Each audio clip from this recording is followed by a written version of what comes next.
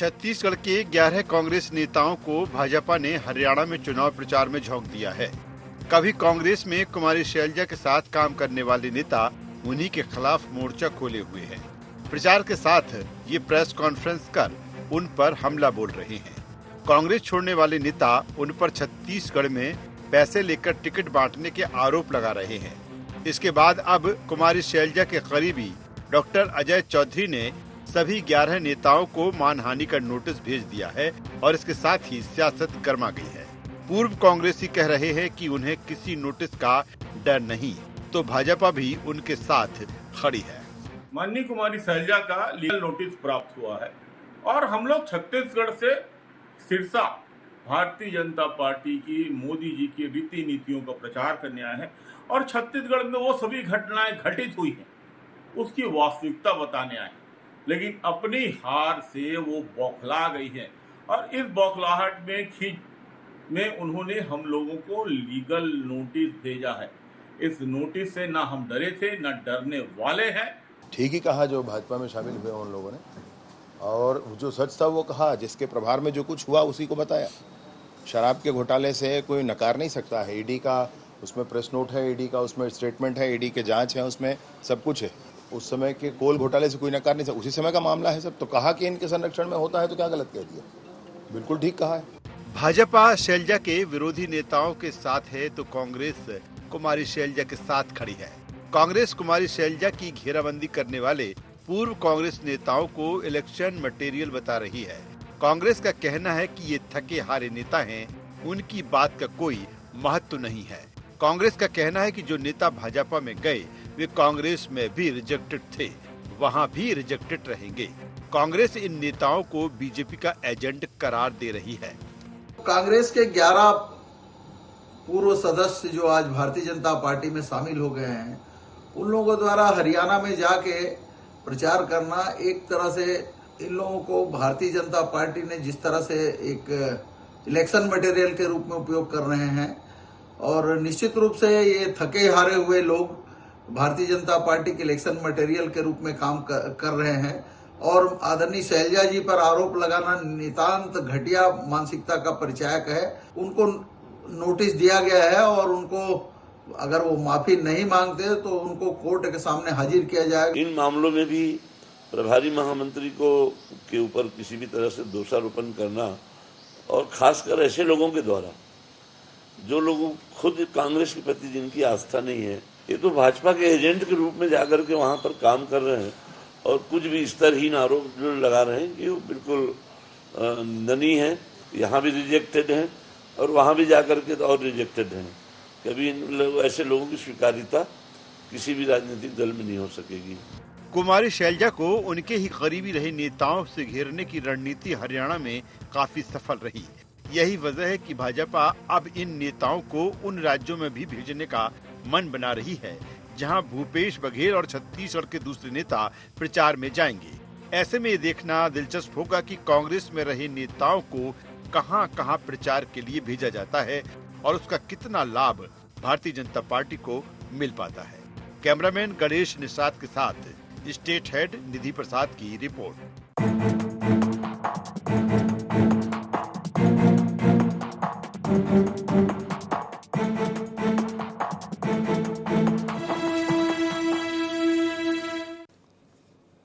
नमस्कार, गुहार Chhattisgarh notice politics में आपका स्वागत है। मैं हूं राजेश सक्सेना। आज इसी विषय पर हम चर्चा करेंगे, लेकिन पहले एक नजर डाल लेते हैं गुहार पॉइंट्स पर। हरियाणा तक क्यों पहुंची छत्तीसगढ़ की चुनावी लड़ाई?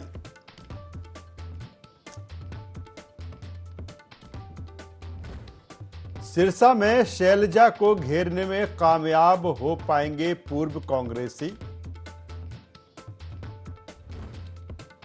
क्या शैलजा के बहाने कांग्रेस पर प्रहार कर रही है भारतीय जनता पार्टी? भारतीय जनता पार्टी के मोहरे तो नहीं हैं शैलजा को घेरने वाले पूर्व कांग्रेसी। तो अहम गुहार पॉइंट्स हैं जिसके इर्द गिर्द आज की हमारी ये चर्चा होगी। छत्तीसगढ़ के पूर्व कांग्रेसी नेता हरियाणा में कुमारी शैलजा के खिलाफ मोर्चा संभाले हुए हैं। छत्तीसगढ़ से गए पूर्व 11 कांग्रेसी नेताओं के सिरसा सीट पर प्रचार के बवाल मचा हुआ है। एक तरफ कुमारी शैलजा ने सभी पूर्व कांग्रेसियों को नोटिस भेज दिया है, वहीं छत्तीसगढ़ में भी इसको लेकर भारतीय जनता पार्टी और कांग्रेस आमने सामने है। क्या है पूरा मामला, क्यों मचा रायपुर से लेकर हरियाणा और दिल्ली तक बवाल, आज इस पर चर्चा होगी। क्योंकि जिस तरह से जो लोकसभा का संग्राम है, और चूंकि कुमारी शैलजा की जब हम बात कर रहे हैं तो वो इसलिए भी कि क्योंकि कुमारी शैलजा छत्तीसगढ़ की प्रभारी रही हैं, और अब चूंकि कुमारी शैलजा हरियाणा के सिरसा लोकसभा सीट से कांग्रेस की प्रत्याशी हैं, और सिरसा में ही वो 11 कांग्रेसी, पूर्व 11 कांग्रेसी नेता जो कभी कांग्रेस का पंजा हाथ में लिए रहते थे, वर्तमान समय में वो भारतीय जनता पार्टी का फूल अपने हाथ में लिए हैं, और वो कह रहे हैं कि हम इस चुनाव में कुमारी शैलजा की पोल खोलेंगे कि छत्तीसगढ़ में रहते हुए कुमारी शैलजा ने क्या कुछ किया। दूसरी तरफ कांग्रेस कह रही है कि ये इलेक्शन मटेरियल है, इनमें कोई दम नहीं है, ये थके हुए हारे हुए नेता हैं, इससे कोई फर्क पड़ने वाला नहीं है। लेकिन जिस तरह से इन पूर्व 11 कांग्रेसी नेताओं ने, अब भारतीय जनता पार्टी की ये सदस्य हैं, जिस तरह से आरोप लगाए, उसके बाद इनको लीगल नोटिस भी भेजा गया, और इसी के बाद जो सियासत है, जो राजनीति है, वो और गर्मा गई है। आज इसी पर चर्चा होगी, बातचीत होगी। चर्चा शुरू करें उससे पहले अपने खास मेहमानों से आपका परिचय करा देता हूं, तारुफ करा देता हूं, फिर इस चर्चा को, इस डिबेट को हम आगे बढ़ाएंगे। 3 खास मेहमान इस चर्चा में हमारे साथ में जुड़ रहे हैं। हमारे साथ में हैं वरिष्ठ पत्रकार, राजनीतिक विश्लेषक डॉक्टर अजय चंद्राकर जी। स्वागत है अजय चंद्राकर साहब आपका। हमारे साथ में है शिल्पा देवांगन जी, प्रदेश प्रवक्ता कांग्रेस छत्तीसगढ़। शिल्पा जी आपका स्वागत है। और रविंद्र सिंह जी हैं, प्रदेश प्रवक्ता छत्तीसगढ़ भारतीय जनता पार्टी।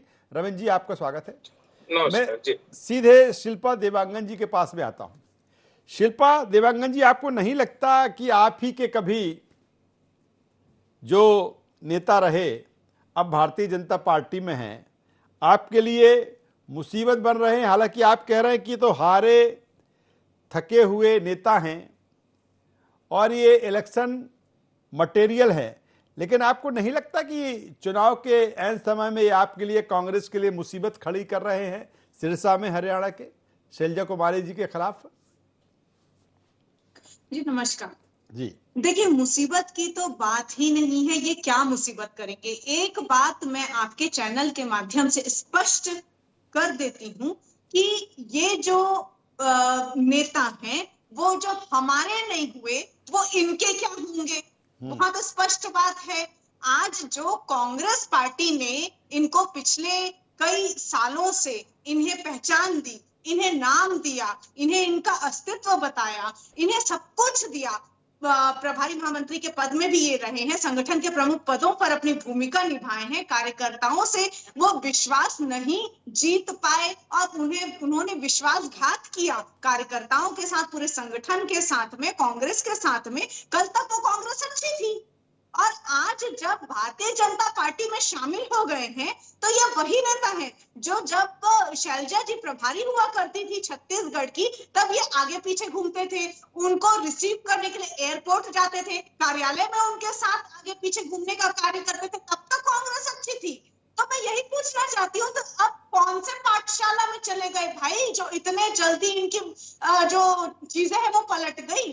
तो इनका कोई अस्तित्व नहीं है। ये सिर्फ आर्थिक स्वार्थ के लिए, अपनी महत्वाकांक्षाओं को सेटिस्फाइड करने के लिए, अपने निजी स्वार्थ के लिए भारतीय जनता पार्टी में गए हैं। और समय देखिएगा, एक चुनाव के समय के बाद में आप देखिएगा इनको दूध में से मक्खी की तरह निकाल के फेंक दिया जाएगा, क्योंकि सही बात है, इनका तो कोई अस्तित्व नहीं है, इनका कार्य प्रणाली ही का कोई ठिकाना नहीं है। ये आज कहीं किसी के होते हैं, कल किसी और के होते हैं, परसों किसी और के हो जाते हैं, तो इस पर उन पर कौन विश्वास करेगा? तो इसी तरीके से इनका नेचर है। तो इनके बोली हुई बातों पर, इनके आरोपों पर क्या बातचीत लेकिन करने वाली, लेकिन सोचने वाली कोई लेकिन बात ही नहीं शिल्पा है। जी, ये तथ्य ही शिल्पा जी सुतों आप है। शिल्पा जी आप उनको लीगल नोटिस भेज रहे हैं, लेकिन वो कह रहे हैं कि हम डरने वाले नहीं हैं, जो सच है हमने तो वही कहा है, इसमें गलत क्या है?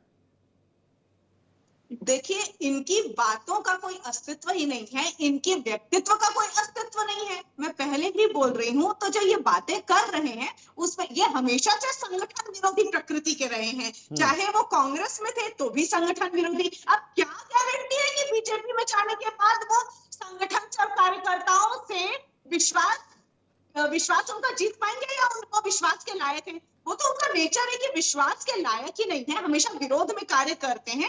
तो निश्चित रूप से इनकी बातों का मुझे नहीं लगता है कि किसी प्रकार के आरोपों का कोई अस्तित्व है, कि कोई आधार नहीं है इनकी बातों का। ये निराधार चलिए, तो हमेशा इनका कोई बात करते बातों आए का हैं अस्तित्व और नहीं उन पर है, कोई कोई विश्वास फर्क नहीं पड़ने करता। वाला नहीं है, फिर भी कांग्रेस ने लीगल नोटिस इन नेताओं को भेज दिया है।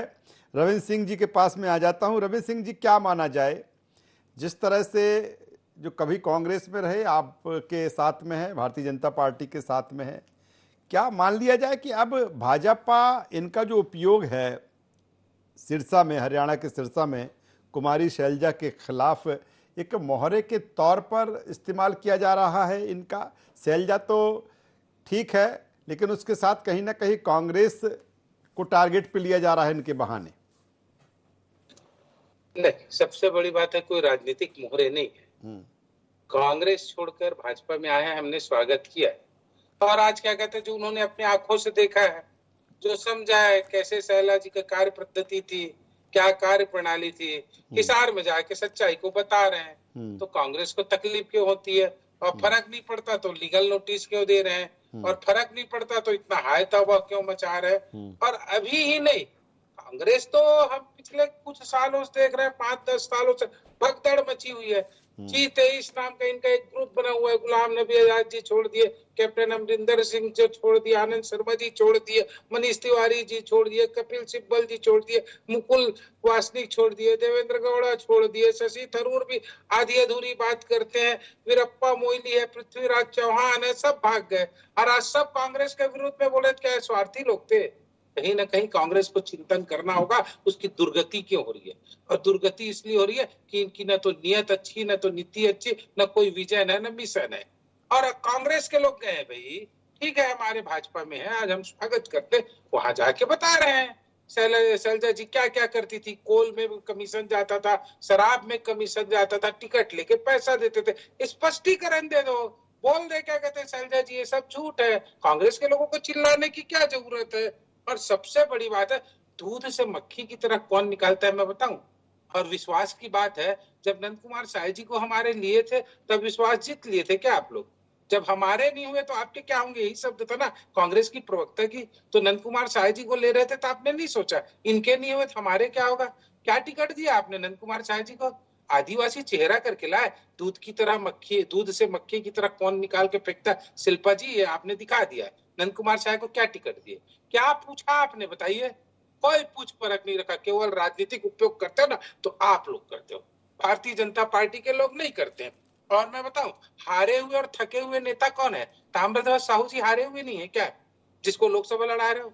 शिव डहरिया जी हारे हुए नहीं है क्या, वो थके हुए नहीं क्या जिसको लोकसभा लड़ा रहे हो? अरे तो ये तो बेचारे चुनाव भी नहीं लड़े थे, इनको हारे हुए और थके हुए क्यों कह रहे हो? थके हुए और हारे हुए लोगों को आप लोकसभा लड़ा रहे हो। कम से कम इतना आत्मचिंतन तो कर लो कि कांग्रेस की दुर्गति क्यों हो रही, पतन के गर्त में क्यों जा रही है। यही आप लोग की नीति है ना, आप नेतृत्व बदलना चाहते, राम मंदिर का विरोध करते हो, धारा 370 का विरोध करते हो। एक बार सरकार में आए थे छत्तीसगढ़ में, बुरी तरह हार गए। अब फिर 15 साल नहीं आएंगी शिल्पा जी। हो सकता है आप कांग्रेस का पक्ष ले रही है, कल आप भाजपा में चले जाए, सपा में चले जाए, कोई भरोसा है क्या कांग्रेस के लोगों का? भगदड़ बचा हुआ है। चलिए मैं आऊंगा चलिए आऊंगा तो शिल्पा जी से भी इसका जवाब ले लूंगा जो रविंद्र सिंह जी कह रहे हैं। डॉक्टर अजय चंद्राकर साहब, आप किस रूप में देखें इस सियासत और राजनीति को? हालांकि जो चीजें हैं वो छत्तीसगढ़ की हैं, लेकिन सिरसा में धूम मचाए हुए हैं। मेरा सीधा सा सवाल, क्या शैलजा के बहाने कांग्रेस पर प्रहार कर रही है भारतीय जनता पार्टी, और इन नेताओं को, जो नए नवेले नेता हैं भारतीय जनता पार्टी के, कांग्रेस से आए हैं, उनका इस्तेमाल किया जा रहा है एक हथियार के रूप में, एक राजनीतिक हथियार के रूप में? देखिए राजेश जी, मैं कहता अखंड देखिए, मैं राजनीति विज्ञान के विद्यार्थी के रूप में देश भ्रमण में वोटिंग बिहेवियर को देखने निकला और मैं हरियाणा भी गया, सिरसा भी गया 2014 और राजेश जी अभी आपके साथ में, जहां से मेनका गांधी जी चुनाव लड़ रही सुल्तानपुर से, वहां से आपके साथ लाइव जुड़ा जी। तो मैं कहता अखंड देखी, वहां पर ये छत्तीसगढ़ के नेता गए, अपना विचार रखे, लेकिन वहां पर काफी मजबूती के साथ शैलजा जी चुनाव लड़ते हुए दिखाई दे रही। इसके बाद मूल बात यह है कि हम छत्तीसगढ़ की, अगर हम पारंपरिक राजनीति की चर्चा करें तो विद्याचरण जी भी बीजेपी में गए थे, लेकिन जाने के बाद कांग्रेस के विरोध में नहीं बोले। वो बड़े कद के नेता थे, वो दौर बीत गया। वो फोर्स कांड जब आया राजेश जी, तो अरुण सिंह आंतरिक सुरक्षा मंत्री, अरुण नेहरू नहीं कह रहा हूं मैं, अरुण सिंह भी अरुण नेहरू जी के साथ थे मंत्रिमंडल में, लेकिन जब बोफोर्स का विषय आया तो वो कांग्रेस में थे, लेकिन कांग्रेस के अगेंस्ट में नहीं बोले। अब राजनीति अलग बदल गई है, क्योंकि शैलजा जी यहाँ की प्रभारी रही हैं, तो हर व्यक्ति में जो एक शिखर तक कह सकते हैं अच्छाइयां होती हैं, और निश्चित रूप से कोई भी संगठन करता हो, कहीं ना कहीं उनमें कुछ कमजोरियां होती हैं, उनको वो वहां रख रहे हैं। लेकिन राजनीति में इस तरह की बातें अब दूसरे ढंग से दिखाई दे रही, लेकिन विचार अभिव्यक्ति की स्वतंत्रता है चुनाव में। तो अब ये विधि का भी शासन है, लीगल नोटिस शैलजा जी को बुरा लगा तो वो यहाँ दी है, लेकिन मूल बात यह है राजनीति में, देखिए कहा जाता है ना राजेश जी, सबसे बड़ा दुश्मन कौन होता है, तो जो पुराना मित्र होता है अगर वो शत्रुता में आ जाए तो उसे सबसे बड़ा दुश्मन कहा जाता है। एक साथ काम किए, एक साथ ये लोग अभियान में रहे, एक साथ विधानसभा चुनाव में कह सकते हैं जुटता भी दिखाए, और उसके बाद की परिस्थितियां जो बदली, लेकिन ये भी सच है कि निश्चित रूप से उनके स्पॉट में एक सवाल तो सर एक सवाल चंद्रकर साहब, एक सवाल यहाँ पर जोड़ देता हूँ। आपने कहा कि शैलजा जी पूरी दमदारी के साथ वहां चुनाव लड़ रही, जाहिर सी बात है, जो भी कैंडिडेट मैदान में होगा पूरी दमदारी के साथ वो चुनाव लड़ेगा। लेकिन मेरा सवाल इस बात को लेकर कि जो चीजें हैं, छत्तीसगढ़ की चीजें रही हैं, शैलजा जी जब वहां की प्रभारी थी, या फिर जो 11 जो कांग्रेस में नेता थे अब भारतीय जनता पार्टी के हो गए हैं, इस तरह की चीजों का मैं समझना चाहूंगा कितना ये असर चीजें डाल रही होंगी, कितना जनता को ये कन्वर्ट कर पाती होंगी फेवरेबल, अगर हम अकॉर्डिंग बात करें भारतीय जनता पार्टी के। देखिए राजेश जी, हमारा देश विविधताओं से भरा है और कोस कोस में पानी बदल जाता है। तो हरियाणा की राजनीति अभी जो वर्तमान समय में दिखाई दे रही है, उसमें 14 और 19 जैसा कंप्लीट अनुकूल माहौल नहीं है, वहां कड़ी प्रतिस्पर्धा है। मैं मानता हूं कि 2019 का चुनाव शैलजा जी 3.5 लाख वोट से हारी थी, यह भी एक बड़ी बात, लेकिन वो कितना कवर कर पाती हैं। चलिए सर, मैं आता हूं दोबारा आपके पास में आऊंगा। इस राउंड में छोटे छोटे कमेंट्स लूंगा तीनों मेहमानों से। मैं शिल्पा देवांगन जी के साथ में आता हूं। शिल्पा जी, सीधे से वो कह रहे हैं, रविंद्र सिंह जी कह रहे हैं, भारतीय जनता पार्टी कह रही है कि कोई फर्क पड़ने वाला नहीं है, जब ये हारे हुए थके हुए नेता हैं, ये इलेक्शन मटेरियल है, तो फिर आप उनको लीगल नोटिस क्यों दे रहे हैं? देखिए, ये इनकी बौखलाहट इसलिए दिखती है क्योंकि अभी जैसे बात स्पष्ट हुई कि शैलजा जी बहुत मजबूती से, और जनता का रुझान भी शैलजा जी की तरफ दिखाई देता है, पूरे कांग्रेस और इंडिया गठबंधन की तरफ दिखाई देता है। अभी तक जितने चरणों के चुनाव हो चुके हैं, तो इससे भारतीय जनता पार्टी बौखला गई है। अब तो इनका 400 पार का नारा भी नहीं दिखता है, क्योंकि इनको 150 सीट लानी भी बड़ी मुश्किल दिखाई दे रही है। तो जिस तरीके से ये जब 400 पार का नारा लगा रहे थे, संविधान को बदलने की बात जो जाहिर हुई है और आरक्षण खत्म करने की जो जनता ने समझी है ये बातें, तो जनता का रुझान जो है भारतीय जनता पार्टी के विपरीत दिखाई दे रहा है। इसलिए ये ऊल जरूर बातें करते हैं, और इन नेताओं को यहाँ पर इम्प्लांट करने का की बात ही ये इसीलिए करते हैं, कार्य ही इसीलिए करते हैं कि ये चुनावी स्टंट बन सके, जनता को मुद्दों से भटका सके। तो कांग्रेस को भैया क्या करना चाहिए, क्या नहीं करना चाहिए, आप मत सोचिए। मेरे प्रवक्ता भाई जो बोल रहे थे, कांग्रेस मजबूत और संगठनात्मक और पुरानी पार्टी है। कांग्रेस के नेता जो हैं वो एक स्तर पर अपनी राजनीति करते हैं, इस तरीके से नहीं कि आपके यहाँ जाके स्तरहीन राजनीति करने के लिए वो मजबूर हो जाते हैं। तो जो स्तरहीन राजनीति कर रहे हैं उनकी बातों पर कोई विश्वास नहीं करता, मैं यही कहना चाहती हूँ। चलिए रवि सिंह जी, दो चीजें हैं। एक तो जो शिल्पा जी कह रही हैं, मेरा सवाल, सिरसा में शैलजा जी को घेरने में कामयाब हो पाएंगे जो पूर्व कांग्रेसी हैं, वर्तमान में आपके जो भारतीय जनता पार्टी के नेता हैं? इसके साथ एक सवाल और कि आपके पास तमाम सारी चीजें हैं बताने के लिए, डबल इंजन की सरकार का फार्मूला, 10 साल में जो काम हुए वो बताने के लिए हैं, फिर आप कहां इस तरह की चीजों में वहां पर सिरसा में उलझ गए?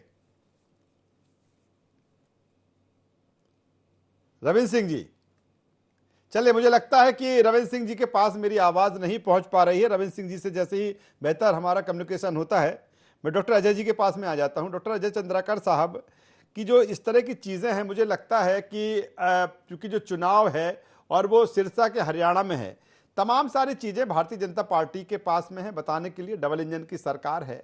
और अगर इस चुनाव को देखें चंद्राकर साहब, तमाम सारे मुद्दे रहे हैं, लेकिन चुनाव आते आते चरण दर चरण जो मुद्दे हैं वो गायब हो गए और इस तरह की चीजें हर चरण में हावी हो गई। किस तरह से इन चीजों को देखें चंद्राकर साहब?